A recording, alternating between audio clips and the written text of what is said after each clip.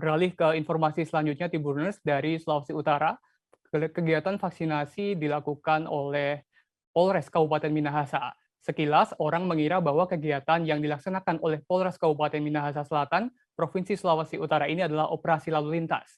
Namun saat melewati lokasi ini, barulah diketahui bahwa kegiatan yang sementara dilaksanakan ini adalah kegiatan vaksinasi. Berbeda dengan vaksinasi yang biasanya dilaksanakan di puskesmas atau kantor pemerintahan lain, sasaran dari vaksinasi ini adalah para pengguna jalan. Dan kegiatan ini sudah lebih dari 3 pekan digelar di Kabupaten Minahasa Selatan. Untuk informasi lebih lengkapnya, Tribuners, telah terhubung dengan kami, wartawan Tribun Manado, ada Rul Mantik di lapangan. Halo, Rul Mantik. Halo, selamat sore rekan Alvin.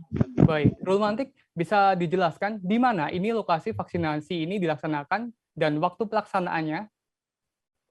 Iya, baik, rekan Alvin. Jadi operasi ini dilaksanakan di depan markas kantor Polres Kabupaten Minahasa Selatan.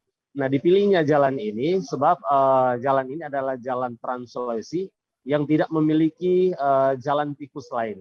Jadi semua warga, baik yang dari Amurang menuju Tumpaan atau dari Kota Mobagu menuju Kota Manado, harus melewati jalan ini karena tidak ada jalan lain yang bisa diikuti oleh kendaraan roda 4. Nah, seluruh personil Polres Kabupaten Minahasa Selatan diterjunkan untuk melaksanakan vaksinasi yang menyasar para pengguna jalan di Jalan Trans Sulawesi ini. Seperti itu, rekan Alvin. Baik, Rul Mantik bisa dijelaskan kemudian ini bagaimana cara polisi untuk menggait orang yang akan divaksin dan respon masyarakat terkait program vaksinasi ini seperti apa? Iya, baik. Nah, jadi orang yang akan divaksin yaitu para pengguna jalan, baik dia sopir ataupun penumpang. Caranya adalah semua kendaraan yang melewati jalan itu atau di depan pos itu semua dicegat oleh anggota kepolisian dari Polres Kabupaten Minahasa Selatan.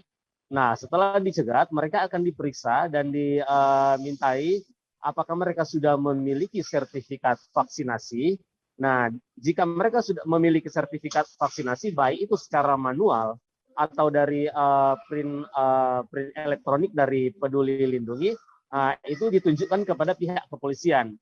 Jika mereka sudah divaksin, vaksin dosis pertama, mereka dianjurkan atau diarahkan untuk melakukan vaksinasi dosis kedua. Demikian juga dengan yang sudah dosis kedua, dianjurkan untuk booster.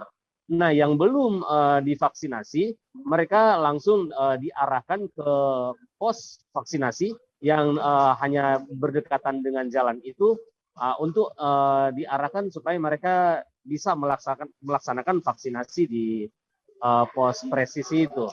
Nah, warga yang akan divaksinasi, mereka semua ketika memasuki pos harus melalui screening.